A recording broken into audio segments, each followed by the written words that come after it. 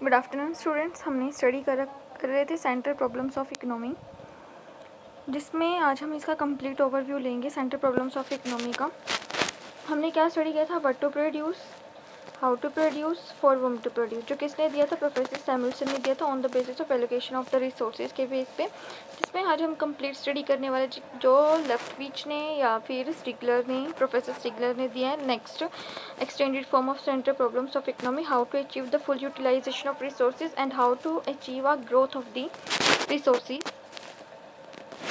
ये हमारा जो चार्ट है या डायग्राम हम जो पहले स्टडी कर लिया था, एलोकेशन ऑफ रिसोर्सेज को जो 3 टाइप्स के बेस पे कैटेगराइज किया गया, what to produce, how to produce and for whom to produce.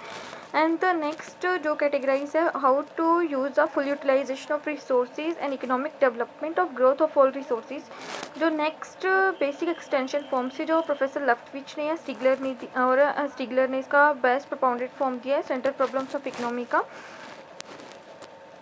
What to produce में हमने क्या डिसाइड किया था कि एक कंज्यूमर उसी गुड्स और सर्विसेज को प्रोड्यूस करेगा जिसमें उसको क्या होगा, मैक्सिमम प्रॉफिट होगा। हाउ टू प्रोड्यूस में हमने टेक्निक्स के बारे में डिसाइड किया था कि अगर उसी टेक्निक को यूज़ करेगा एक प्रोड्यूसर जहाँ पे इसको कॉस्ट क्या आएगी, मिनिमम आएगी।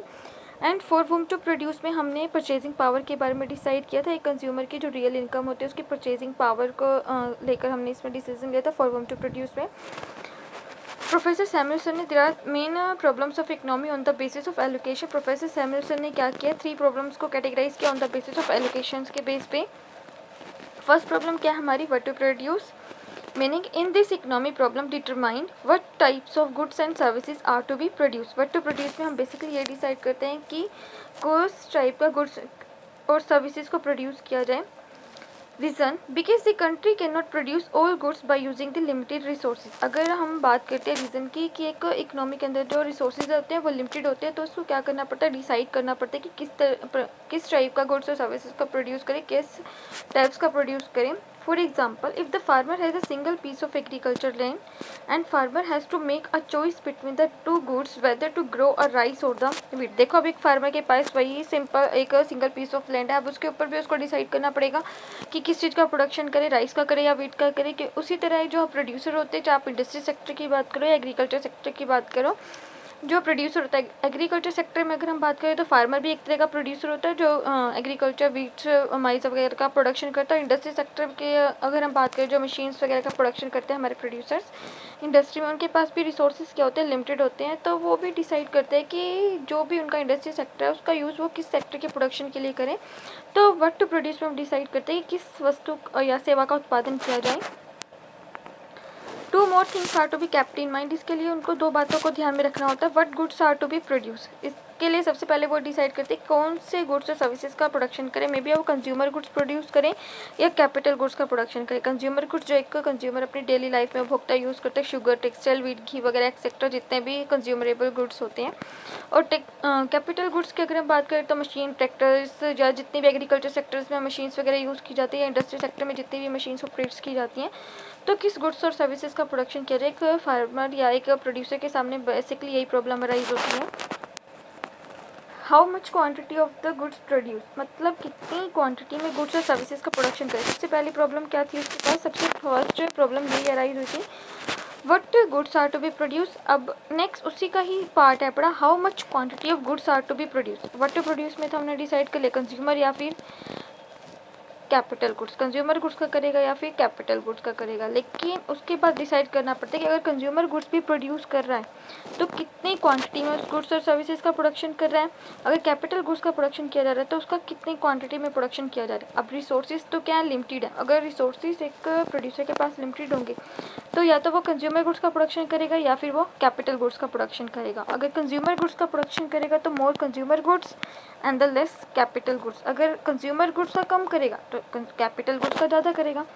यहाँ पे हम एक एग्जांपल से इसको अंडरस्टैंड कर सकते हैं। जस्ट लाइक ये देखो, ये पीस ऑफ लैंड है। अब ये पीस ऑफ लैंड है, इसके ऊपर उसको प्रोडक्शन करना है प्रोड्यूसर को। अगर वो कंज्यूमर गुड्स ज़्यादा बना रहे हैं, कंज्यूमर गुड्स ज़्यादा बनाएगा तो इसका मतलब क्या, इस पीस ऑफ लैंड में से कंज्यूमर गुड्स का प्रोडक्शन ज़्यादा करेगा और कैपिटल गुड्स का प्रोडक्शन क्या करेगा, कम करेगा वो, क्योंकि उसके पास सिंगल पीस ऑफ लैंड है। क्योंकि एक प्रोड्यूसर क्या चाहता है, मैक्सिमम प्रॉफिट भी चाहता है, जहाँ पर उसको क्या हो, मैक्सिमम प्रॉफिट भी हो। तो यहाँ पे कंज्यूमर गुड्स का प्रोडक्शन करेगा और इतने पार्ट पे कैपिटल गुड्स का।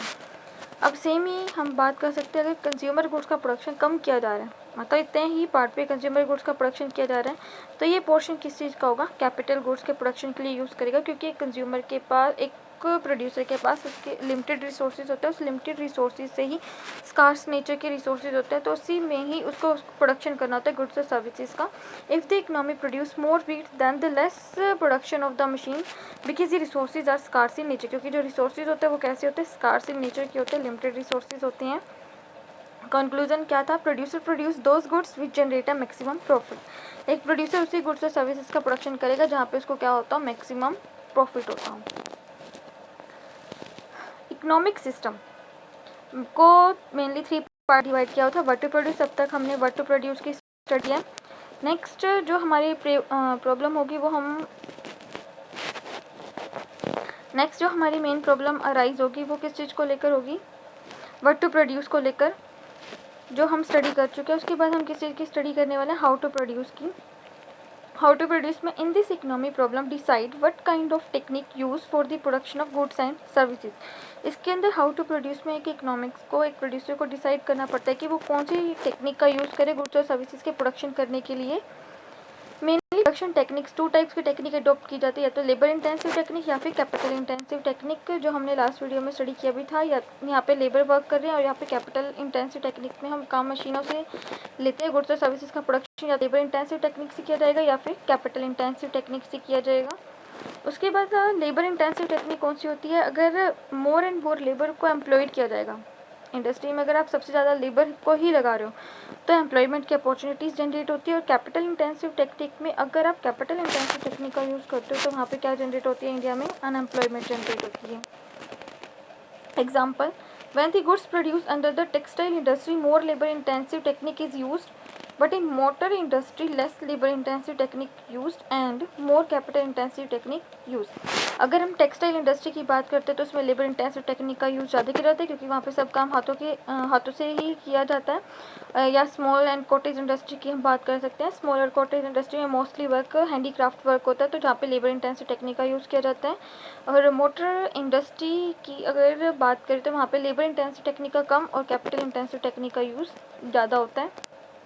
Conclusion, in nutshell we can say that a producer use only those technique which generates a minimum cost in production। एक प्रोड्यूसर जो है उसी टेक्निक का यूज़ करेगा जो उसकी कॉस्ट क्या आएगी, मिनिमम से मिनिमम आएगी।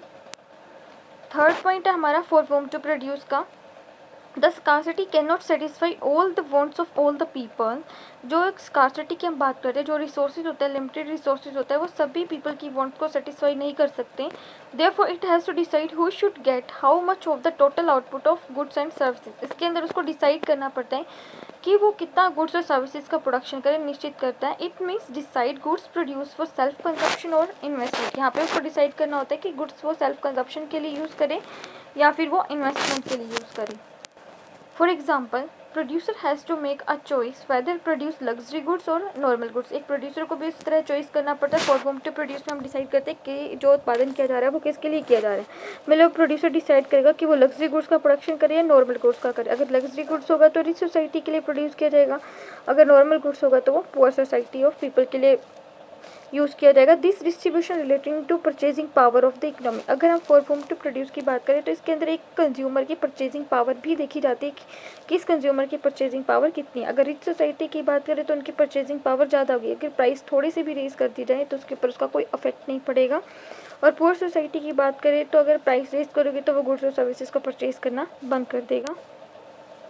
This problem has a to aspect. इस प्रॉब्लम के 2 एस्पेक्ट अराइज होते हैं, पर्सनल डिस्ट्रीब्यूशन एंड, अब बात करें तो हमारा personal distribution and the functional distribution. Personal distribution में क्या होता है कि it means determine how distribute the goods and services among the different individual and house hold. Personal distribution में डिसाइड किया जाता है कि कितना गुड्स और सर्विसेज का प्रोडक्शन इंडिविजुअल्स या हाउस होल्ड के बीच डिस्ट्रीब्यूट किया जाए। इसका मतलब है कि कितना गुड्स और सर्विसेज रिच सोसाइटी के लिए प्रोड्यूस किया जाए और कितना गुड्स और services poor society of people के लिए यूज़ किया जाए। फंक्शनल डिस्ट्रीब्यूशन, सेकेंड पॉइंट क्या था हमारा, functional distribution. In this problem determine how to distribute the goods and services among the different factors of production, namely land, labour, capital and entrepreneurship. Functional distribution में हम decide करते हैं जो goods और services का प्रोडक्शन किया जा रहा है वो जो जितने भी फैक्टर्स हैं उनके बीच कैसे कैसे काम को डिस्ट्रीब्यूट किया जाए, लैंड, लेबर और कैपिटल के बीच जो हमारा हमने जो नेक्स्ट प्रीवियस में हमने स्टडी किया पर्सनल डिस्ट्रीब्यूशन, इसके अंदर हम क्या कहते हैं कि जो परचेजिंग पावर होती है कंज्यूमर की, उसमें इन परचेजिंग पावर ऑफ कंज्यूमर को ध्यान में रखा जाता है पर्सनल डिस्ट्रीब्यूशन में, लेकिन फंक्शनल डिस्ट्रीब्यूशन में इसका कोई भी रोल प्ले नहीं होता। किसका? इनकम का परचेजिंग पावर कोई भी रोल प्ले नहीं करती फंक्शनल डिस्ट्रीब्यूशन में। Conclusion, in nutshell we can say that the producer distribute goods in such a way that arise the welfare of society। एक प्रोड्यूसर, अगर नटशेल कंक्लूजन की बात करें तो एक प्रोड्यूसर उसी गुड्स और सर्विसेज का प्रोडक्शन करेगा जिससे सोसाइटी का क्या होता हो, वेलफेयर होता हो।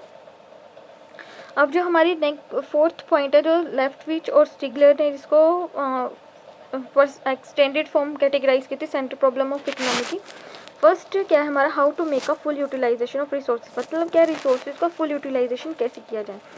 अब मेनली जो हम देखते हैं ऑर्गेनाइजेशन में या फिर इंडस्ट्रीज़ वगैरह में मेनली देखने को मिलता है कि अगर एक पीस ऑफ लैंड है उसके ऊपर सिर्फ अगर देखा जाए तो सिर्फ 2 ही लेबर काम करना है, जबकि वो जो काम है वो 10 लेबर की हेल्प से ही कंप्लीट होगा। उस मतलब क्या, उस लैंड को अच्छे से फुली यूटिलाइज नहीं किया जाता, या फिर जो लेबर होते हैं वो शेकर नेचर के होते हैं, मतलब वो काम करना नहीं चाहते, या फिर कुछ लेबर क्या होते हैं रिमेन अनएम्प्लॉयड होते हैं, उनको काम ही नहीं मिलता। तो यहाँ पे रिसोर्सेज जो होते हैं हमारी कंट्री के अंदर, इंडिया के अंदर सबसे ज़्यादा अनएम्प्लॉयमेंट है। अगर उन लेबर को भी काम पर लगाया जाए या उनके अंदर जो भी क्वालिटीज़ है उनको भी यूज़ किया जाए तो हम क्या कर सकते हैं, रिसोर्सेज का फुल यूटिलाइजेशन कर सकते हैं। रिसोर्सेज को आपको मेनली एक ही बात ध्यान में रखनी है, हमारे लैंड, लेबर, कैपिटल, ये हमारे क्या होते हैं, रिसोर्सेज होते हैं। इन रिसोर्सेज का क्या करना है, फुल यूटिलाइजेशन करना है। अगर लैंड है तो उसका फुल यूटिलाइज करना, लेबर है तो वो अनएम्प्लॉयड नहीं होना चाहिए, उसका अच्छे से यूटिलाइज करना। और अगर जो लेबर है शिरकरी नेचर का, तो आप उसको प्रमोट कर सकते हो, कुछ बोनस वगैरह देकर आप उसको, या मनी में या फिर उसकी सैलरी में इंक्रीमेंट करके आप उसको क्या कर सकते हो, अच्छे से उसका यूटिलाइजेशन कर सकते हो लेबर का। या फिर आपकी कैपिटल है तो आपको कैपिटल को भी अच्छे से इन्वेस्टमेंट करना चाहिए ताकि क्या हो, एंटरप्रेन्योर को मैक्सिमम से मैक्सिमम प्रॉफिट हो।